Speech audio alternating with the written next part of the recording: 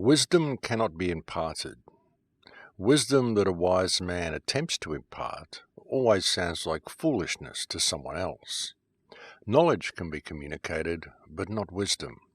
One can find it, live it, do wonders through it, but one cannot communicate and teach it. And this week's opening quote comes from Hermann Hesse. Welcome to Surviving the Matrix, ladies and gentlemen. My name is Maxwell Egan. It's a pleasure to be with you once again, and I will be your host for the next hour.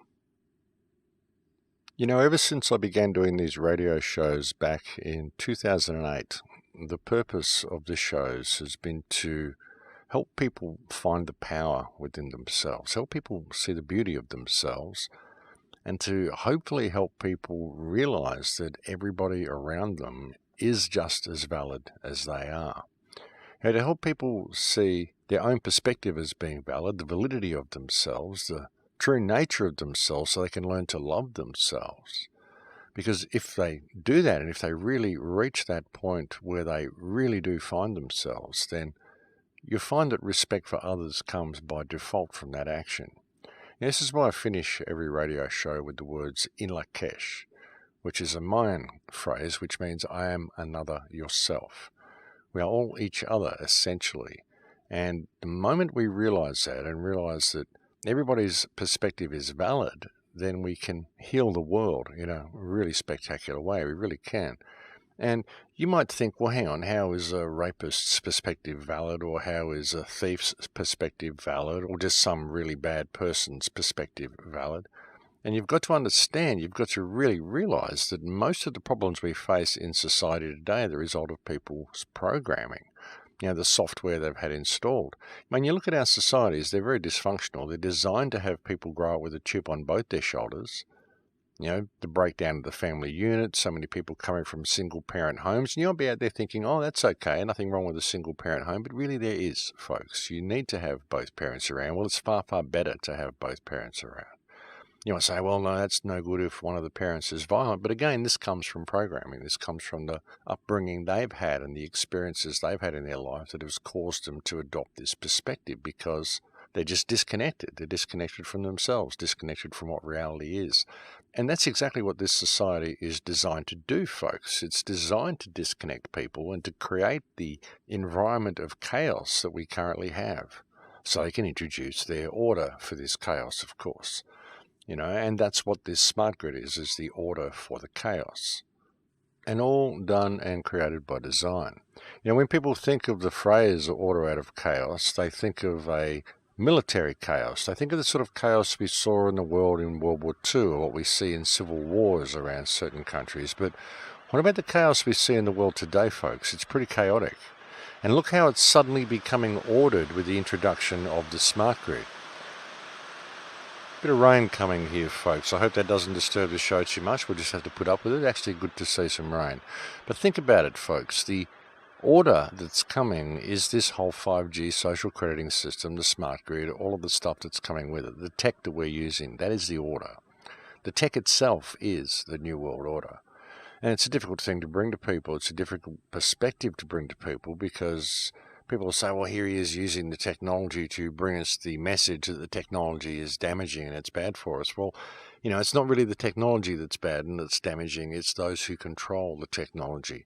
And this is something I've been attempting to point out to people for a long time, is the fact that the world is run by criminals. I mean, that is a major contributing factor to what is going on here. And with all of the goodness and all the great stuff we can do with the technology, and everything we're inventing, all the cryptocurrency, all the things people are doing, all the conveniences people are creating, if they don't factor in the reality that the world is run by criminals, then it's all going to lead to nothing. And what it's doing, what the technology is doing, is it's removing the physical world from us, and it's immersing us more and more into the virtual world. And the key there is in the term virtual, folks. It's not real. The stuff in the virtual world is not actually reality. You can't physically hold it in your hand. And I saw an interesting article the other day, actually said 31 things that will likely be obsolete by 2020. And these were things such as telephone booths, landlines, magazines, newspapers. They were saying people won't even need hard drives anymore because everyone will keep everything on the cloud.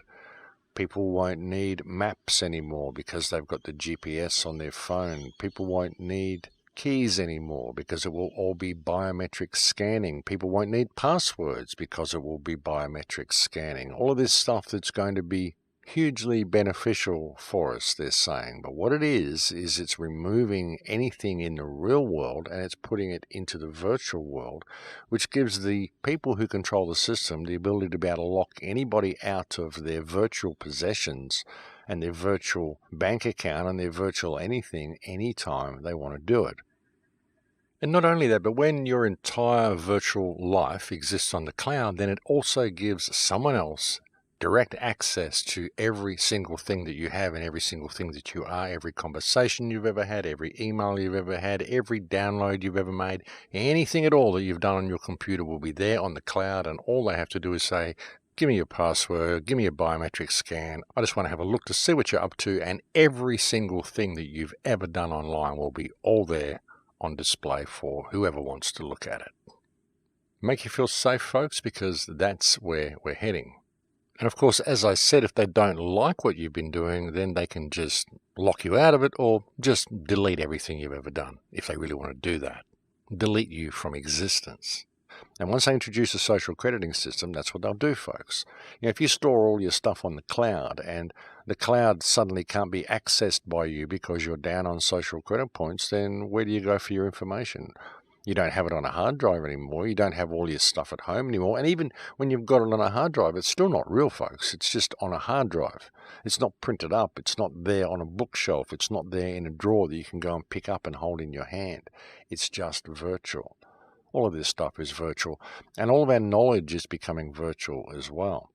And they're putting everything on the cloud, folks, which gives them the ability to be able to lock everybody out of their personal possessions, lock everybody out of their information, and it gives them the ability to be able to control all forms of information, to be able to rewrite history as many times as they want.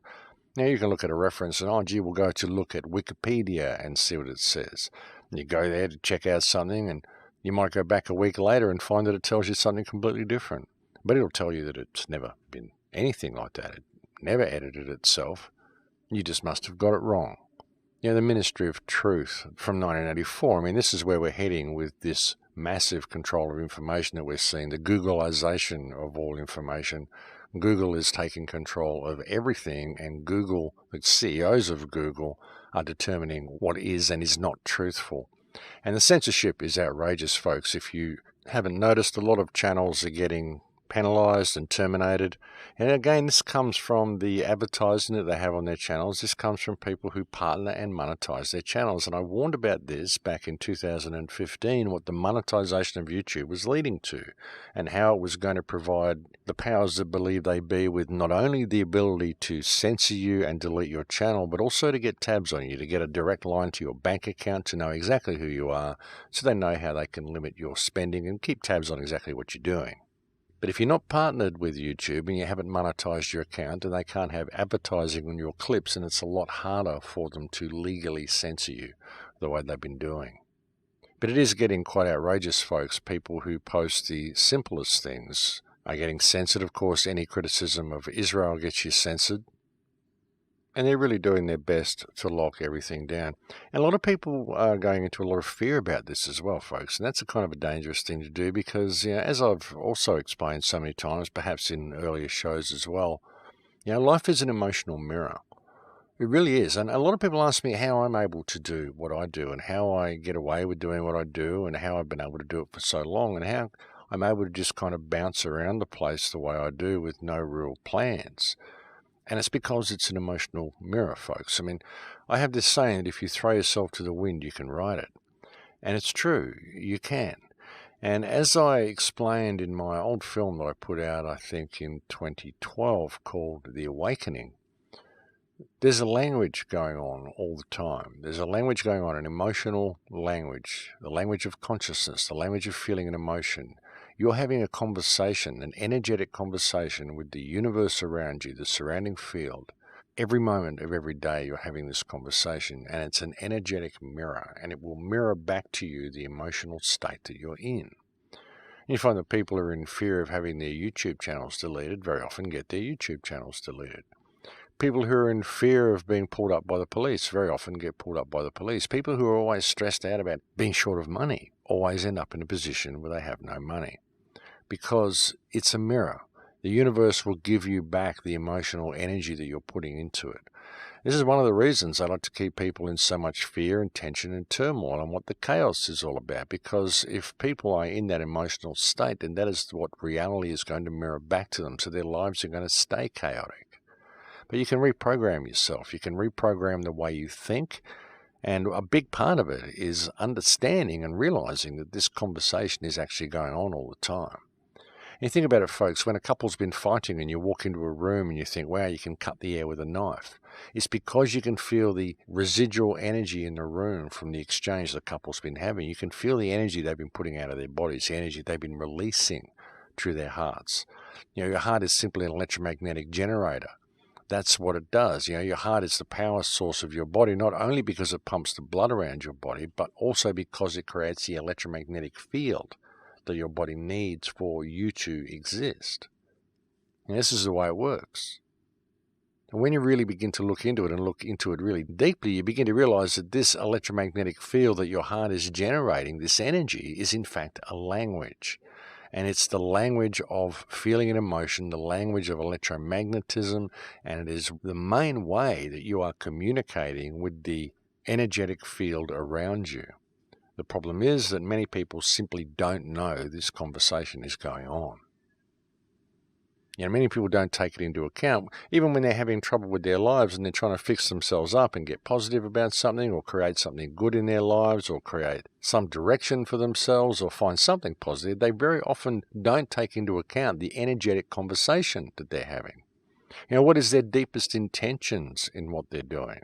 Is what they're doing, are they doing it for profit, for self-service? Or, what are they doing? What is your real motivation in why you do what you do? If you're out there, if you're part of the truth community, you're part of the activist community, what's your real motivation in doing what you do? Are you doing it because you want to exalt yourself? Do you want to appear to the world as being some type of guru? Or do you generally just want freedom for the human condition? Are you doing it to better your own life and feather your own nest? Or are you doing it out of a service to all of creation? These may seem like insignificant questions, or to some they may seem like confronting questions, and some people may think I'm having a go at them, but I'm not. I'm just simply telling you the questions that I ask myself, because these are important questions to consider in everything that we do. And it works on so many levels of the fractal, folks, and everything that we do, it really does. The concept of Dharma, finding your right place in the mesh, so that all the wheels of creation all mesh together and you're walking on your perfect path so that life just unfolds before you. This is what Dharma is, and you do that. You achieve your path of Dharma by doing the right thing in the right way at the right time for the right reason, and always following the one law of creation, which is unconditional love and service to creation. Which is not service to yourself at the expense of others, but it's not service to others at the expense of yourself. It's putting yourself on an even keel with everybody. You do this and you find your path of Dharma, and then you throw yourself to the wind and you can ride it. That's the way it works, folks. That's how I'm able to do everything that I do. Because what I do is motivated by a desire to improve the human condition, and I have no stake in the outcome of any of my actions. It may seem like a strange thing for people, but that's the way I live my life, and I found that if I live my life in this manner, life simply works. Everything just works. And it may seem strange saying I have no stake in the outcome, but I don't. I don't care about what the results of what I do are. I'd like to see the human race improve the condition that it's in, and that's my motivation for doing it. But if the human race doesn't improve its condition, if it destroys itself, well, it's not my problem. I did all that I could to point out that there was a better way of doing things. And I don't particularly need to be right in anything that I'm saying. And even when I'm coming onto these shows and delivering these monologues to you, I'm not here trying to present you with some theory I've got or some product I'm trying to sell or anything. I'm just giving you a random thought flow. Really what I'm attempting to do is encourage people to think, because I think if people learn how to think again, then they will find themselves. And once they find themselves, well, we're not going to be in this position, because this position is all due to a loss of that self. A loss of self and a loss of that inner voice, a loss of that inner connection, a loss of this knowledge of this energetic language that they're speaking, and a loss of that looking at their real motivations in their actions. As I was saying, when you do something for someone or you put yourself out there, what are your real motivations? What are your deep inner intentions of what you're doing? Why are you really doing what you do? When you give a gift to someone, what is your purpose in giving that person a gift? Are you doing so because you want them to repay you in some way? You want to have them feel indebted to you? Because if you are, then you're giving a debt that they never asked for. And that isn't a gift, it's poison. What are you doing? Your deepest intentions in what you do. Because you can't lie. You may tell yourself it's something else, but if you really look inside, you may find that there is actually something quite toxic in the seed of what you're doing. I'm not saying this for everybody, but sometimes if you really look, you're going to find that what you're doing is motivated out of self-service. Like if you're giving a gift to someone because you want favors from that person. Like I said, what you're doing is giving that person a debt that they never asked for. That is not a gift. That's poison. That's giving to yourself. And you may lie to yourself about it, but you can't lie to the field. You can't lie energetically, because the energy knows. And you need to question yourself. People need to question themselves and what their real motivation is in what they're doing. I ask myself this all the time in what I'm doing. When I want to do something, I'll ask myself, well, what is your real motivation in wanting to do this, Max? And with these radio shows, my real motivation in doing these radio shows is, as I said at the start of the show, to help people discover themselves, because I want you to discover yourself. I need you to discover yourself, because it's the only way I can become free.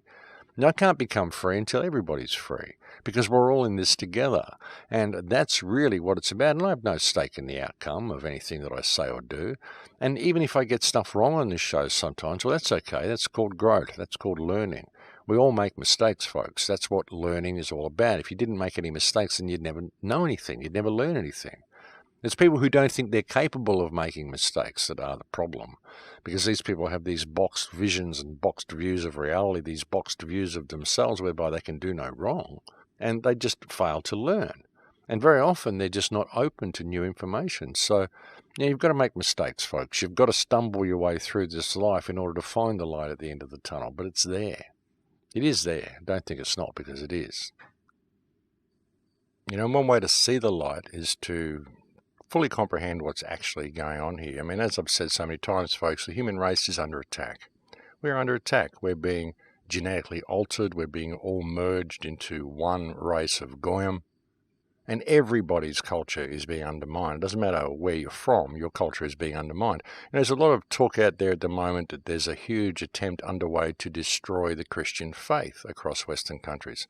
And people don't understand it's destroying all faiths. There's also a huge effort underway to destroy the Islamic faith, just as much as the Christian faith is being destroyed. Both of them are being destroyed. And if you think the Muslim faith and the Islamic faith isn't under as much threat as the Christian faith, then you've got to look at what the Christian world is doing to the Muslim world. You're bombing the crap out of all of these countries, and this is destroying the Muslim faith. It's destroying what people perceive the Muslim faith to be. People perceive all Muslims to be terrorists, and if you're a Muslim, you perceive all Christians to be terrorists because of what the Christian countries are doing to your nation. So they're both being played off against each other, when really, when you look at the roots of both religions, they both appear to be different chapters of the same book. They really do. And there'll be people out there, there'll be Christians who take huge offense to that. And there'll be Muslims out there who take huge offense to that because they just want to hate the other guys for some reason. And really, that's not what the root of both these religions is about. They're both being played off against each other, and they're both being destroyed as much as the other. There is no segregation between the two in relation to how much each faith is being destroyed. You've really got to step back and look at it. And when you look at the fact that the white races are being destroyed, it isn't just the white races. All the races are being destroyed. They're all being merged together.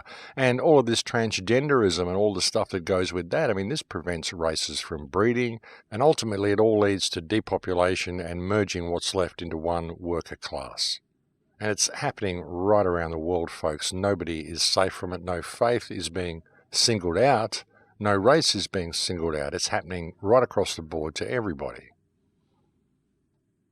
And the root of the whole problem is that everybody is being played off against each other. Everybody has been trained to believe that the people from the other faith or the other race or the other colour or the other creed are all the enemy, when really it's the system itself and those who are sitting at the top puppeteering the whole thing and pulling the strings on everybody else's belief systems.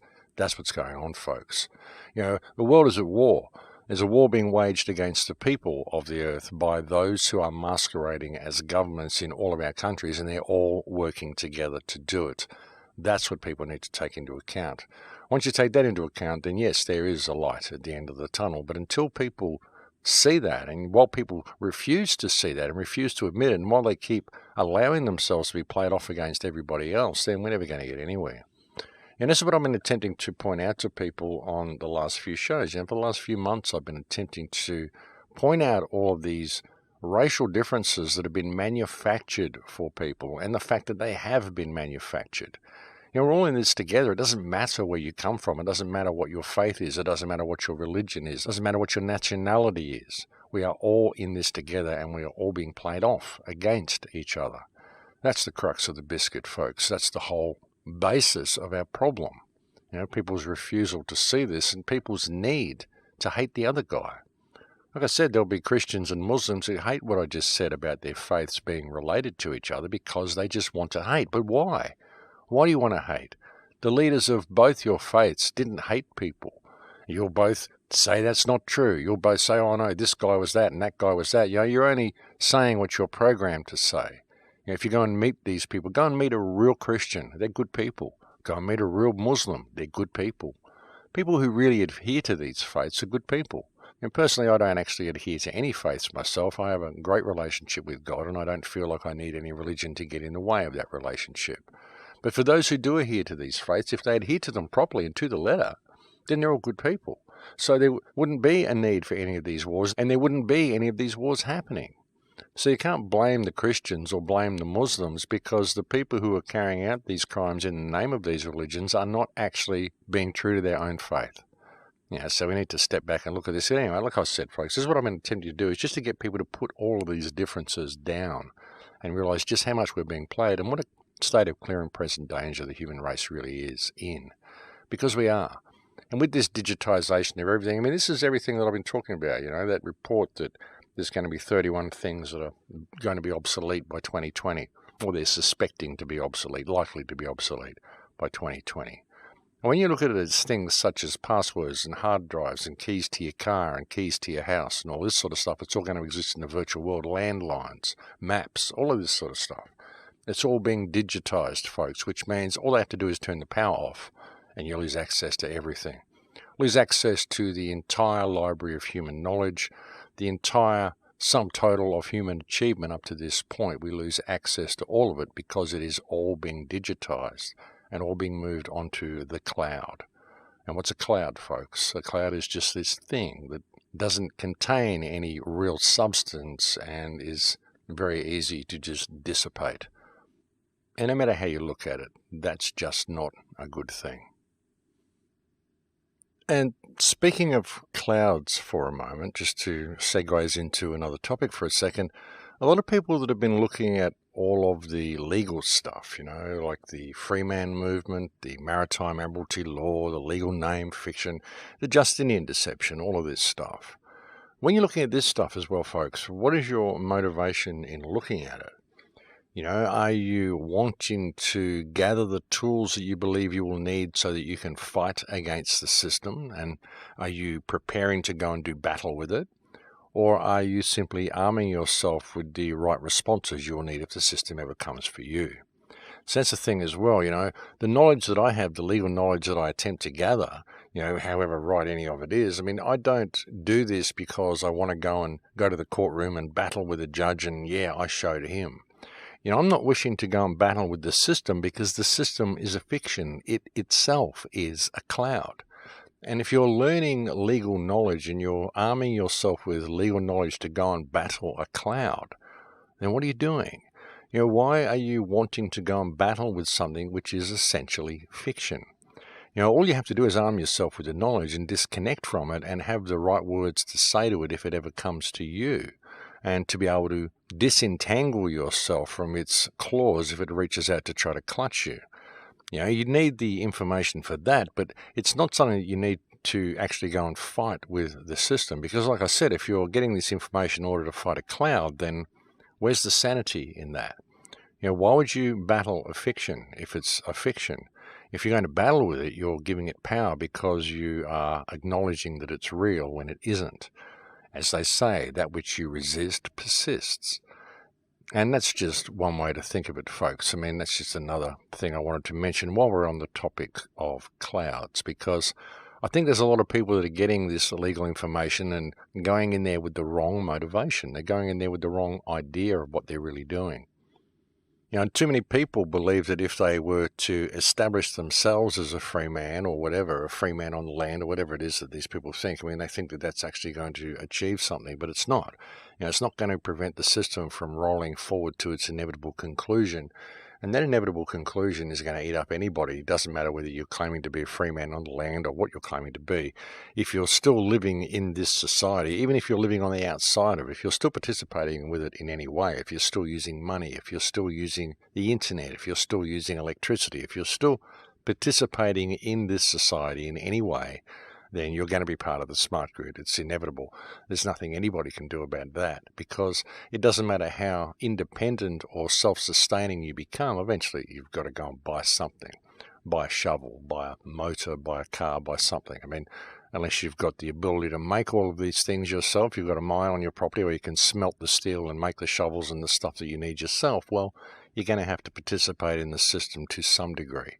You know, everybody does. Doesn't matter how independent they are. I mean, even the Amish and the Quakers still have to participate in the system to some degree because they've got to come to town. They've got to buy supplies. They've got to give themselves over to it in some way. Everybody does. So that's what I mean. You know, the only reason you really need this knowledge at all is to gain the understanding of how the system works, how the slavery grid works, and in order to have the tools at your disposal should the system come for you and attempt to exert any form of authority over you. You know, if you know that the authority is fiction and you can explain it in the right way, then you can usually get yourself out of the situation. And as long as you've got a crowd of people around you listening. Of course, I don't recommend that anybody start a conversation with two police officers on the side of the road when there's two of them and one of you, because they'll just do anything they want to do. But again, this is just something that I wanted to point out with people looking into all of this legal stuff. You know, again, what is your motivation in doing that? Are you doing it to just gain an understanding, or are you doing it because you wish to go and do battle with the cloud? Because, as I said, folks, the latter is not really a sane thing to be doing. You need to look at your motivations and all this sort of stuff. But anyway, I think we've reached break time here, folks. So I better leave it there for now. We're going to have a break. Thank you for joining me on the air today. It's always a pleasure to have your company, and I'll be back to speak to you again in a few minutes. Thanks for listening. And welcome back to the show, ladies and gentlemen. And so, as I was saying, people discovering their own personal power, I mean, that is the real motivation in what I do. That's the purpose of these radio shows. With all the side topics and tangents that I go off, it's all about attempting to help people discover themselves. Like I said, I need you people to wake up because I would like to be free. You know, I'd like to be living in a free world, and I can't be free unless other people are free. I can't be free until everybody is free. You know, if there's people here who still believe this system is real, then the system is going to continue rolling out. That's just the way it is. So, you know, people who want a game plan to lead us to freedom, the game plan is for people to rediscover themselves. There really is no other way. You know, and the government's not going to save you. The government is not your friend. I don't know why people are still riding this Trump train thinking that Trump's going to save the day. Look at how he's backstepping and backflipping on everything, folks. I mean, remember he was going to bring the troops home from Syria? He's not actually going to bring them home. He's just going to pull them out of Syria and put them in Iraq because he believes that Iran is a threat when Iran is not a threat. You know, the threat to the United States is and has always been Israel. The threat to the entire world is and has always been the state of Israel. And that's pretty obvious. And look what else he's doing with Venezuela. I mean, the coup in Venezuela that the United States is staging, this is just like I said a couple of weeks ago, Trump bringing the wars home. You know, he still wants to be at war, he just wants the wars closer. So he's creating confrontation on the Mexican border to build his wall, and he's creating a conflict with Venezuela. And, the incoming president that they want to put in there automatically wants to get a loan from the IMF and put the country in debt. And it's a leader that is, of course, sympathetic to the state of Israel. And what it's about, folks, is getting control of Venezuela's oil reserves and putting sanctions against the country. What's all this talk about not interfering with other countries' elections? We hear this all the time. You're not allowed to interfere with another country's elections. Well, what's the motivations in putting sanctions on a country? What's the motivation in putting sanctions on Iran? They will tell you openly that they're doing it because they want to make it uncomfortable for the people so that the people will initiate regime change themselves. Gee, I think this is interfering in a country's elections. And the whole situation in Venezuela has been created by the United States anyway, putting 68 sanctions against this country when it's in such a state of turmoil and hardship is absolutely disgraceful. And this is what Trump has done. And the undying support that he's giving to the state of Israel is just causing this state to go off the rails even further than what it ever has. They've just removed all international observers from Gaza Strip and Palestine, ladies and gentlemen, and they're planning something really big for Gaza Strip and Palestine. Now they're saying that there never was a Palestine. There aren't any Palestinians. There's never been any Palestinians. What's going on is Israel is battling Arabs at its border that have overtaken its country, and all this is an attempt to wipe Israel off the map. Everything which is precisely backwards of what is actually going on in the area, which is all about wiping Palestine off the map and stealing every piece of land that they can. And what's happening is that Palestinians are dealing with an invading force, not the other way around. As always stated by Israel, everything it says and does is precisely backwards. But, the amount of support that Trump is giving to this nation is outrageous. The amount of support he's giving to Saudi Arabia is outrageous. When he's saying they want to go in to save Venezuela because of the humanitarian crisis that's going on there, but at the same time they're selling billions of dollars worth of arms to Saudi Arabia so it can continue its genocide of Yemen. And again, like I said, at the same time saying we shouldn't interfere with countries' elections, but putting sanctions on a country. The level of hypocrisy we hear from Donald Trump is just off the charts, folks. But again, it's the same as a level of hypocrisy we've seen from the United States government for time immemorial. And when you look at the actions of this man, folks, I don't know why anybody think the coin has changed. It hasn't. They've just flipped it over and they're showing you a new face, but it is the same old coin, heading to the same old direction. It's simply a different business plan of how to get there. But ultimately, all goals lead to the same place, which is total lockdown, total smart grid, total control of everybody else. And all of it is played in such a manner as to be a huge distraction from what is really going on underneath everybody's feet, which again is the smart grid. That's why there's so much theatre in the world, folks, because they don't want you to notice what's going on in your own country. They don't want you to notice what's happening right now, right under your feet, and where all this tech is leading to.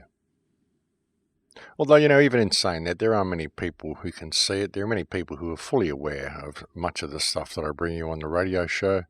Many people are becoming more and more aware of what's going on with history. Many people are becoming aware of the existence of the once great nation of Great Tartaria, the huge empire, which would appear to be the hugest empire that's ever existed in the history of the world that we can find anyway. Many people are becoming aware of this. But even when they're looking at that, many people realizing that our history has been fabricated, they look at it and they dive down the rabbit hole looking for someone to blame. And they lose track of the state of clear and present danger that we are in right now. As I've said, folks, so many times in the past, you can prove it's anybody you want. Whoever you want to believe, you'll find that there's enough information put out there for you to prove it's them to a reasonable degree, but you'll never be able to prove it all the way. And it's the same with everything. It's the same with everybody. And that's because all of the information has been put there just to confuse the issue. We certainly know that the remnants of Khazaria most likely had a hand in what's going on. And that's something even with the overthrow of Tartaria and the fall of Tartaria, a lot of people aren't factoring Khazaria into the equation as well. A lot of people aren't even discussing whether it may have been the Khazarians or a war between Khazaria and Tartaria, which eventually saw the downfall of the country.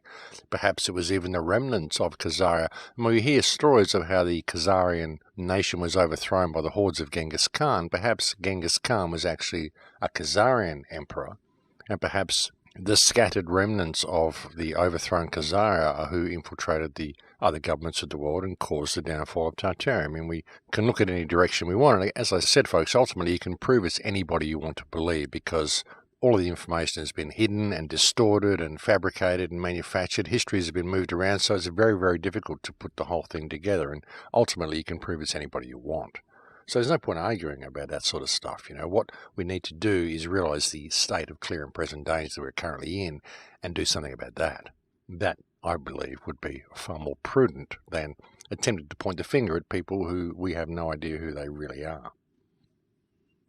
I mean, and I'd love to know what happened, folks. I'd love to know what our true history is. Don't get me wrong with any of that, but realising that it's been fabricated is 3/4 of the battle.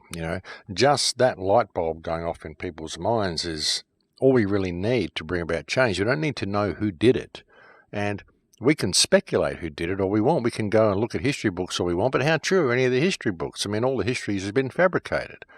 So even the books that we're reading that are telling us these people did this and these people did that and this group were here and this group was there, we don't really know. We don't have any way of confirming it. The only thing we really do have the means to confirm is the current situation that we're in.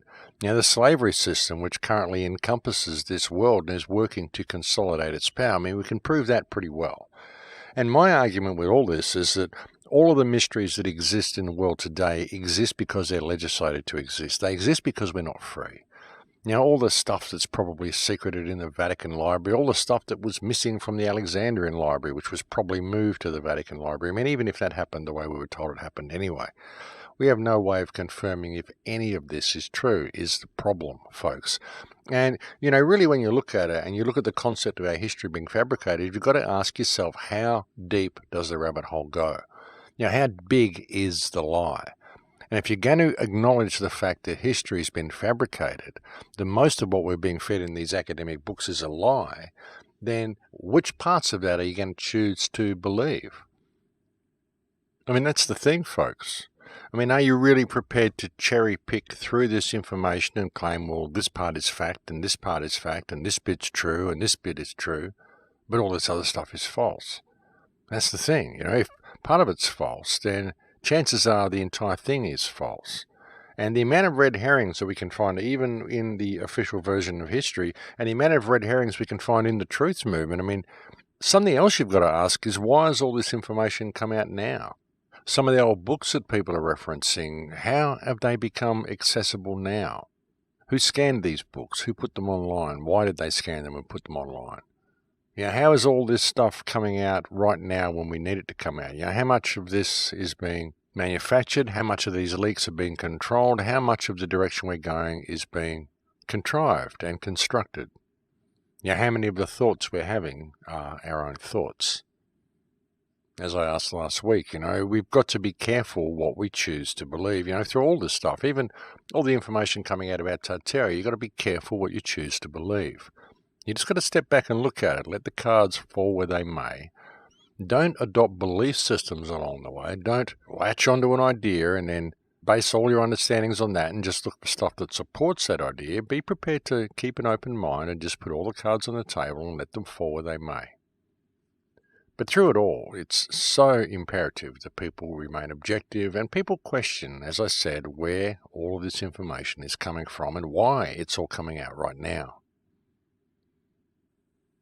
And through it all, folks, I mean, irrespective of the information or what your belief systems are or what you're looking at, step back a little bit and just examine the future. Examine what your future is going to be. And have a look at what you really need in your life to secure a viable future. I mean, what do you need? Really, what everybody needs is a good supply of food and a good supply of water. Perhaps some shelter over your head as well would definitely help if things are a little cold or a little warm. But bearing that in mind, folks, one of the best things anybody can do, one of the best things you can do is to grow food, plant a garden. Get yourself as sustainable and self-sufficient as possible. That's something the system really doesn't want you to do. They really do not want people to become self-sufficient. Self-sufficiency is, in fact, the biggest form of rebellion you can make. The most powerful form of rebellion you can make against the system, the most powerful stand you can make for yourself is to become self-sufficient. And even if you're not a vegetarian, well, become a good hunter, whatever, But get yourself in a position where you're not dependent upon the system, and in a position where you can possibly even help a few other people out. Community gardens and permaculture and all of this sort of stuff, turning the earth into a food forest would be hugely beneficial to everybody. Would be hugely beneficial to you. I mean, ultimately, that's what we're going to need. If the system crashes, if everything falls down and turns pear-shaped, if the Chinese One Belt, One Road system comes online and the United States loses its place as the world reserve currency, then we're going to see things turn really pear-shaped really quickly. And in that sort of a situation, what you're going to need, folks, is food. What you're going to need is food. You're going to need support from the people around you. So, whatever we're looking at, whether Tartaria, whether you're looking at Q, whether you're looking at the deep state, whether you're looking at different religious factions or the white genocide or anything that you're looking at, ultimately through it all, what you need is food. What you need is food and security for your life. And at the moment, most of the people in our societies are completely dependent upon the system. They're completely dependent upon the city supplying them with everything they need. And as I've said before, one of the best things you could really do is get out of the city, folks. And get yourself out into a place that is sustainable. Get yourself out somewhere where you can grow food. Find a community you can go and join. I mean, there are communities around the place. Finding them may be a little difficult, but, well, I believe that they are there. Apparently, there's people that are doing great things in New Mexico and Arizona. There's whole communities that are starting up in Russia and places like this as well. I'm sure there's a lot of this sort of stuff going on across Europe. So see if you can find one of these communities. And if you can't find one, well, perhaps find some people and see if you can start one. And if you can't do that, well, perhaps just go outside and start planting trees and start planting a garden in your own yard, wherever you can. If you're in a block of units, perhaps talk to the other people in the units and see if everybody wants to grow a different vegetable on their window box. Just do what you can to get a little bit sustainable and do what you can to break down the barriers with the people around you. That's what's going to make a difference. People have to see that we're all in this together. And as soon as people do see that, well, there's the way out right there. It's just this subservience to the system and people believing the government's their friend and the government's going to come along and save them from the government is the problem. And this is never going to happen. I don't even know why people are thinking this. But again, this is what Trump has kind of done to people. Trump has put this mentality in people. And really, when you look at it, the whole Trump theatre show, again, all it really leads to is a loss of self from people. People aren't looking at the power that they have within them to make change. They're not looking at the change they could actually make if they change their perspective and change the way they interacted with the world. They're just waiting for an external savior to come along, and this time it's Donald Trump. Last one, it was Obama. Remember, everyone was really excited when Obama became president. Everyone thought, wow, this is going to be fantastic. We've got a black man as president, a progressive black man. Everything's going to change. And look how quickly it turned all pear-shaped. And it's the same with the Trump presidency, folks. People will look back on this Trump presidency and they'll go, wow, what happened? What happened? We looked like we were really going somewhere, and then suddenly we went somewhere else. And well, no, we didn't, folks. We're just, unfortunately, still going in the same direction. Like I said, it's just a different game plan, different business model. But ultimately, all roads lead to the same place. And just look at the capitulation he gives to the State of Israel. Did you see how much referencing he made to the State of Israel in his State of the Union speech? It was like he was using that to try to give himself some form of credibility over this whole debacle over his border wall. Yeah, I've shut the government down. I'm doing all sorts of stuff to put the country in hardship. And people are still saying, oh no, he's making the country great again, even though all the government workers are suffering without pay. And while he's doing this, he's literally falling over himself to posture against Iran and to be the greatest president that Israel has ever had.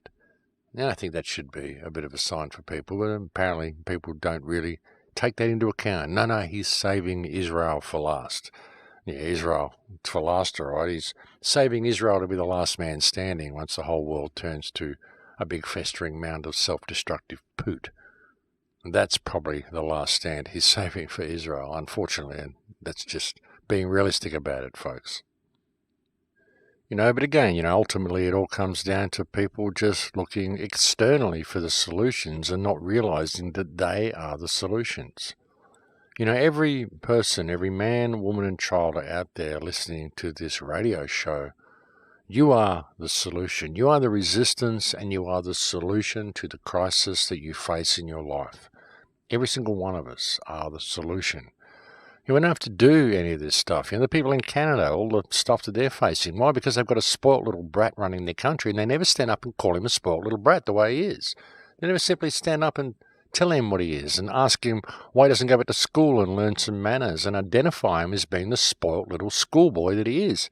And he even openly admits that he went to Jesuit school. I mean, why are people putting up with an idiot like this running their country? I mean, that's the problem. They just don't stand up and call it for what it is. They'll petition him rather than saying, look, excuse me, but you're an idiot. I hate to be the one to inform you of it, but you are an idiot. And not only are you an idiot, but you're an abuse of the office that you're holding. You need to be removed from that office and held accountable for your actions. This is what everyone needs to be saying to their politicians all around the world. I mean, I say it to them all the time, but I'm only one person. It doesn't really work if just one person says it. We need the entire country to realise what's going on here, shake off this Stockholm Syndrome, this affliction that they seem to be all suffering, and just simply call things out for what they are, folks. I mean, that's what is going to change the world, and everybody has the ability to do it. If you're out there listening to this show, you have the ability to do this. You have the ability to inspire the people around you. And maybe you don't have the confidence to do that. Well, maybe you could just play them these radio shows, or play them some other radio show, play them something, show them a video, show them something that will help that shell to crack a little bit. Just something that will help them discover their own personal power. I mean, sometimes the best thing you can really do is offer these people a smile or a helping hand or just even an ear. Give them someone who will actually listen to what they have to say, because that's a really big problem with a lot of people as well. A lot of people have a story they want to tell, but they don't have anyone to tell it to because they don't have anyone who will ever listen. And a lot of people would just like to be listened to for a little while. But very few people are good listeners. Even if someone has a problem and they come and start telling you about their problem, you'll interject and say, oh, well, when that happened to me, rah, rah, rah. And suddenly the story becomes about you. You never let them finish what they actually wanted to say. And really, all they often need is someone that they can pour their heart out to. Just a shoulder to cry on, just for a moment. Not a shoulder that's going to offer them any advice, not a shoulder that's going to tell them how wrong they are and what they're feeling, or offer them a colourful anecdote of what happened in their lives to appease them. Very often they just want someone who is willing to listen. They just want an ear to hear what they have to say because they just want to feel that they have some value. They just want to feel that somebody actually cares about what they think and about what they say. And very often you'll be surprised at the amount of healing that you can give someone by just being there and just being someone that they can talk to and just developing the skill of actually listening. It's a powerful thing, folks. It may not seem like it's powerful because you're not offering some wisdom, or you're not offering words, or you're not actually feeling like you're participating, but you are. I don't mean just sit there and be the ear so they can pour their heart out. I mean actually listen to what they're saying. And then if they ask you an opinion or they ask you some advice, well, maybe you can give it to them, but don't interrupt. Don't butt in halfway through and tell them what you think they're trying to say. Don't form an opinion of what they said before they finish their story. Let them finish their story. Sometimes it takes a little bit of a roundabout way to get to the point that people want to make. They need to give you a backstory so you'll understand what the actual message they're trying to convey is. But we very often interject and we interrupt. We'll listen to the first few sentences of what someone says, and then we'll form an opinion and we'll offer them our perspective of it. But we haven't actually listened to what they said. We didn't let them finish. And not only did we not let them finish, but we weren't listening anyway because we were forming an opinion. We'd already judged what they were saying before they'd finished, and we'd already formulated our response. So obviously we weren't listening. We were already counteracting what we believe they were saying before they'd actually said it. It's an interesting thing, folks. A lot of people simply don't know how to listen, and if you can learn how to listen, and if you can really listen to other people, you'll be surprised at the healing you can give them. And think about it yourself. How often have you wanted to actually say something and you haven't been able to say it because people have already formed an opinion of what you're saying before you've actually said it, and they've already offered you advice on what you're saying before you've actually got to the point that you want to make. A lot of us do this, folks. A lot of people do that. We're trained to do that. We have very, very short attention spans, and very often we just get bored with listening to someone else's stories. It's not exciting enough for us. We want it to go somewhere a little bit quicker, and we're not actually listening to what they're saying. We're just being there for the ear that they need, but we're not really listening. We're just giving them the impression that they are and letting them pour their heart out in the hope that, well, maybe we can change the topic and move on to happier times soon. And that's not really what it's about, folks. That's no way to heal people. And really what this world needs more than anything else, and what the people in the world need more than anything else, is healing. We all need this, folks. We all need some deep healing. So maybe that's something to consider anyway. I do go off on some weird tangents with some of these shows, don't I, folks? But, well, that's the way it is. And here we are again, folks. We're at that time of the day where we've now reached the end of the show. As I said last week, I'm not going to be able to bring you a radio show next week because I'm traveling to Mexico, and very likely I'm not going to be able to bring you one the week after as well. I mean, I'll try. I'll see what I can do. But I think there's a very good possibility that I'm going to have 2 weeks off the air because of the circumstances I'm going to be in, so that's just the way it is. I managed to get all the t-shirts sent out to everybody. If you're out there, you're waiting for a t-shirt order, that t-shirt should be arriving at your house sometime next week. I apologise for the lack of stickers in the t-shirt order. I do like to include a sticker with every t-shirt order that goes out, but I haven't got my stickers yet, folks. They just haven't come in. The print shop is having trouble getting some of the material they need for the stickers, so it's not their fault. They're doing the best they can, but that's just the way it is. And again, I'm going to be speaking at Acapulco next week, and I'm really looking forward to going and doing this event, folks. I'm going to be doing a talk on the 15th, and I'm also going to be doing a workshop sometime over the course of the event as well. I'm still not quite sure what day that will be, but I'm sure you'll find information for that on the website soon, and if not, I will inform you while I'm there at my talk in the afternoon, or in the morning, I think it is, on the morning of the 15th at, I think, 10 o'clock. If you are someone who's going to be in Acapulco, that is when you'll hear me speak. And I'm, as I said, very much looking forward to going and doing that event.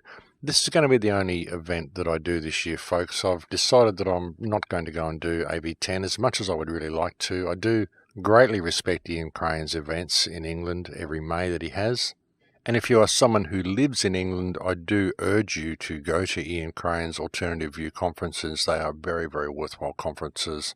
But as I planned last year to have this year off travel, I think I'm actually going to do that, folks. I'm going to do this gig in Mexico because it was booked last year. It was kind of booked last February before I decided I wanted to have time off. But I think I'm going to hold true to my original plan and just go to Mexico and do this gig, and then I'll probably just have a couple of weeks visiting with people around the LA region to make the trip a little bit more worthwhile. It's no good going over there for 1 week. You kind of die of jet lag if you do that sort of stuff. But I think I'll probably come back to Australia pretty quick after Acapulco and get stuck into doing these films and trying to get back on top of the work that I've got here. I do have quite a huge workload here, folks, and again, I've got to start again with the films because I lost so much data when I lost my hard drives, when my hard drives were hacked a couple of months ago.